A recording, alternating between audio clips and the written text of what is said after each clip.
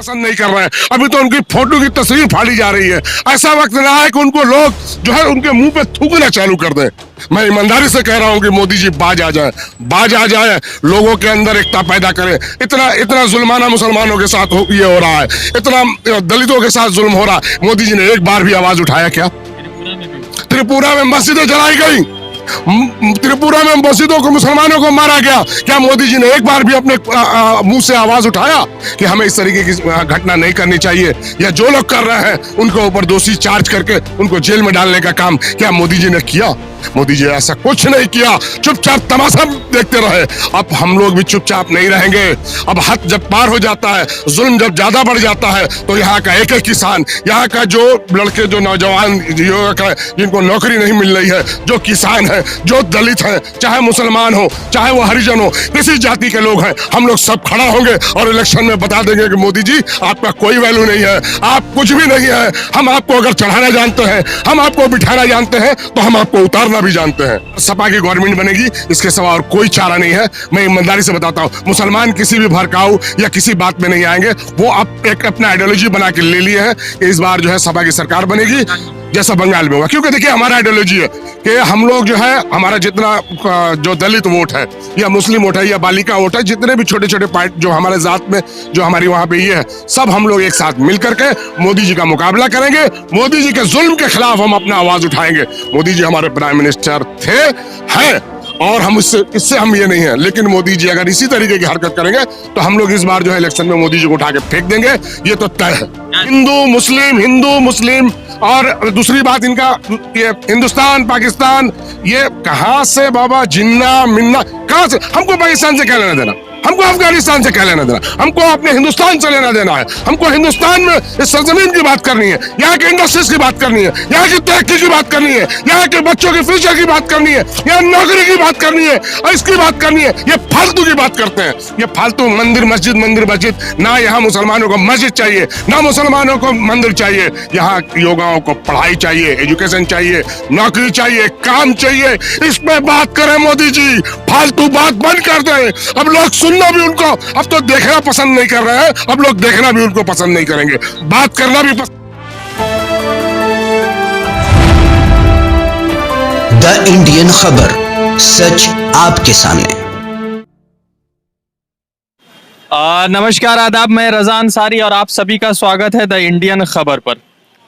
कल जिस तरह से हुसैन वाला में फिरोजपुर में प्रधानमंत्री नरेंद्र मोदी का काफिला रुका और काफिला फिर से भटिंडा एयरपोर्ट के लिए वापस चला गया, अब सवालिया निशान सरकार पर कई सारे उठ गए, चिन्नी पर उठ गए और उसके साथ पंजाब कांग्रेस पर कई सारे सवाल उठ गए। तो प्रधानमंत्री नरेंद्र मोदी का ये कहना है, जब वो भटिंडा एयरपोर्ट वापस आ गए तो कहा कि आप अपने मुख्यमंत्री से कह दीजिएगा कि वो सही सलामत भटिंडा एयरपोर्ट आ गए। हालांकि हकीकत कुछ और है। हकीकत ये है कि प्रधानमंत्री नरेंद्र मोदी के लिए 70,000 कुर्सियां लगी और सिर्फ कुर्सियां 700 भरी, जिसके बाद प्रधानमंत्री नरेंद्र मोदी ने शायद खुद से वापस आने का बात किया।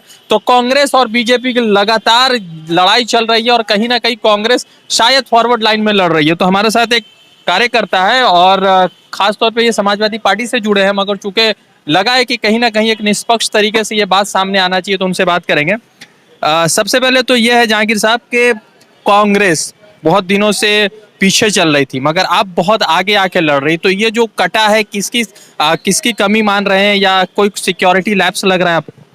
देखिए, 100 करोड़ जो हमारे वासी हैं, एक से ऊपर जो हमारी आबादी है, सबके प्रधानमंत्री हैं। इस तरीके की छोछरी बात उनको बिल्कुल भी नहीं कहनी चाहिए।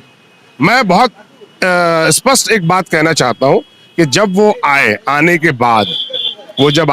बाद उनको ये पता होना चाहिए कि उन्होंने ही 50 किलोमीटर का एक ये रेशियो बनाया था कि जिस बॉर्डर से 50 किलोमीटर का फासला होगा तो उसमें सीआरपीएफ जो है उसको लीड करेगी। तो कहां से पंजाब गवर्नमेंट और या कांग्रेस गवर्नमेंट या किसी की गवर्नमेंट हो, ये बात कहां से आई?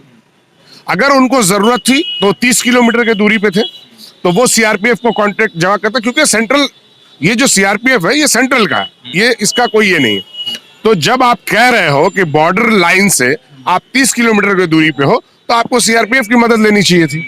आप वहां अपने जगह पे पहुंचे हो। चिरंजीत सिंह चन्नी का ये कहना है कि क्योंकि बीजेपी कह रही है कि प्रधानमंत्री नरेंद्र मोदी बाल बाल बची, हालांकि वहां पर फार्मर्स का प्रोटेस्ट चल रहा था और चूंकि कुर्सियां जो है 70,000 थी और 700 कुर्सियां सिर्फ भरी थी। देखिए बिल्कुल, देखिए मैं बहुत स्पष्ट तरीके से और ईमानदारी से ये बताना चाहता हूं कि पंजाब के लोग, जो किसान जो 700 750 शहीद हुए हैं 13 महीने के इसमें आंदोलन में, क्या मोदी जी ने कभी उनको रहम आया या कभी वो सोचे कि वो किसान मर रहे हैं? वहां के किसान कितने परेशान थे, इतने परेशान थे कि किसान और 750 किसान मारे गए वहां पे। तो क्या प्रधानमंत्री जी को 13 महीने के बाद उनकी नींद टूटी, उनका घमंड टूटा, तब जाकर के उन्होंने जो है किसानों के आंदोलन को उन्होंने जो है वापस किया। मैं ईमानदारी से बताना चाहता हूं कि प्रधानमंत्री हमारे देश के प्रधानमंत्री हैं।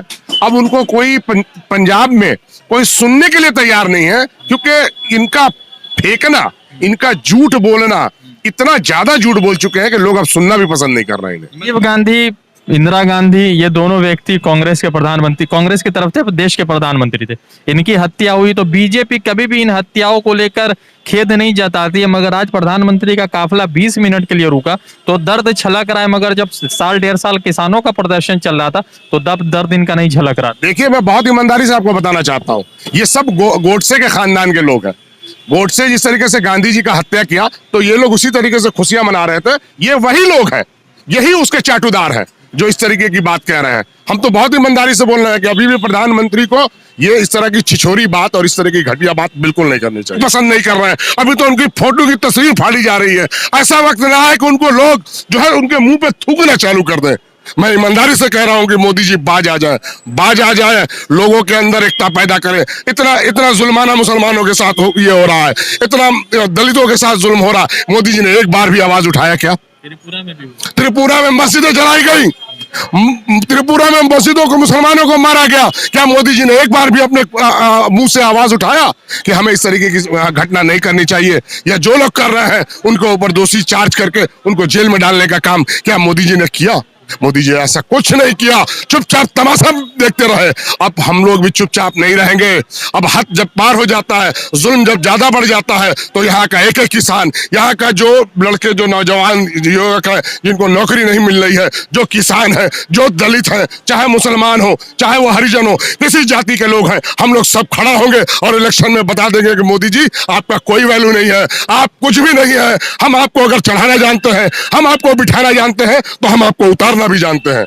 उत्तर प्रदेश में क्या होगा? उत्तर प्रदेश में मैं एक बात बहुत ईमानदारी से बताता हूं कि इस बार सपा की गवर्नमेंट बनेगी, इसके सिवा और कोई चारा नहीं है। मैं ईमानदारी से बताता हूं, मुसलमान किसी भी भड़काऊ या किसी बात में नहीं आएंगे। वो अब एक अपना आइडियोलॉजी बना के ले लिए हैं कि इस बार जो है सपा की सरकार बनेगी, जैसा बंगाल में हुआ। क्योंकि देखिए हमारा आइडियोलॉजी है कि हम लोग जो है, हमारा जितना जो दलित वोट है या मुस्लिम वोट है या बालिका वोट है, जितने भी छोटे छोटे पार्टी जो हमारे जात में, जो हमारी वहां पे ये है, सब हम लोग एक साथ मिलकर के मोदी जी का मुकाबला करेंगे। मोदी जी के जुल्म के खिलाफ हम अपना आवाज उठाएंगे। मोदी जी हमारे प्राइम मिनिस्टर थे, हैं, और हम इससे हम ये नहीं है। लेकिन मोदी जी अगर इसी तरीके की हरकत करेंगे तो हम लोग इस बार जो है इलेक्शन में मोदी जी को उठा के फेंक देंगे, ये तो तय है। क्या सच में गृह मंत्री ने कहा है कि पंजाब सरकार से जवाब तलब किया जाएगा, जबरदस्त जवाबदेही होगी पंजाब सरकार की? देखिए ये सब फेक फाक है। उनकी सीटें खाली थी, कोई सुनने को तैयार नहीं, किसान आने को तैयार नहीं, फिर इस तरीके की बात करके फायदा क्या है? हम तो ऐसा नहीं समझते कि सब फायदा है। ये देखिए, ये मुद्दा से हमेशा ये भटकाते हैं। जब कोई, आज देखिए, आज किसानों की हालत क्या है, वहाँ खेती नहीं हो रही है, किसान परेशान हाल में है। आज इंडस्ट्रीज नहीं है, नौकरी नहीं है, योगा इतना परेशान है, नौजवान इतना परेशान है, उनको नौकरी नहीं है। आज उसकी बात क्यों नहीं करते ये? जब देखिए तो ये इनका एक ही मसला है, हिंदू मुस्लिम, और दूसरी बात इनका ये हिंदुस्तान पाकिस्तान। ये कहाँ से बाबा जिन्ना मिन्ना, कहाँ से? हमको पाकिस्तान से क्या लेना देना, हमको अफगानिस्तान से क्या लेना देना, हमको अपने हिंदुस्तान से लेना देना है। हमको हिंदुस्तान में इस सरजमीन की बात करनी है, यहाँ के इंडस्ट्रीज की बात करनी है, यहाँ की तरक्की की बात करनी है, यहाँ के बच्चों के फ्यूचर की बात करनी है, यहाँ नौकरी की बात करनी है, और इसकी बात करनी है। ये फालतू की बात करते हैं, ये फालतू मंदिर मस्जिद। ना यहाँ मुसलमानों को मस्जिद चाहिए, ना मुसलमानों को मंदिर चाहिए। यहाँ युवाओं को पढ़ाई चाहिए, एजुकेशन चाहिए, नौकरी चाहिए, काम चाहिए। इस पे बात करें मोदी जी, फालतू बात बंद कर दें। अब लोग सुनना भी उनको अब तो देखना पसंद नहीं कर रहे हैं, अब लोग देखना भी उनको पसंद नहीं करेंगे, बात करना भी अगर ये कह रहे हैं कि बीजेपी के लोग कह रहे हैं कि प्रधानमंत्री के प्रोग्राम से चिरंजीत सिंह चिन्नी, क्योंकि 22 में वहां इलेक्शन होना है तो डर गई है। हालांकि कांग्रेस ये कह रही है कि लोग ही सुनने नहीं आए, इसलिए प्रधानमंत्री नरेंद्र मोदी ने जो है भटिंडा एयरपोर्ट से आने के बाद गाड़ी का सफर लिया और सोचा कि कुछ लोग जुट जाएंगे, मगर जब लोग नहीं जुटे तो वापिस आ गए, जैसा कहना हो रहा है कांग्रेस। बिल्कुल सही कहा जा रहा है। कांग्रेस नहीं, पूरी दुनिया देख रही है। और मैं किसी पार्टी की बात नहीं कर रहा हूं, ना तो मैं सपा की बात कर रहा हूं, ना बीएसपी की बात कर रहा हूं, मैं किसी समाज की बात नहीं कर रहा हूं, ना किसी पार्टी की बात कर रहा हूं। ईमानदारी से यह बताना चाहता हूं कि आज पंजाब की सरजमीन पे या किसान जो है, चाहे हिंदुस्तान के किसी कोने में अगर किसान है, वो मोदी को देखना बिल्कुल पसंद नहीं कर रहा है।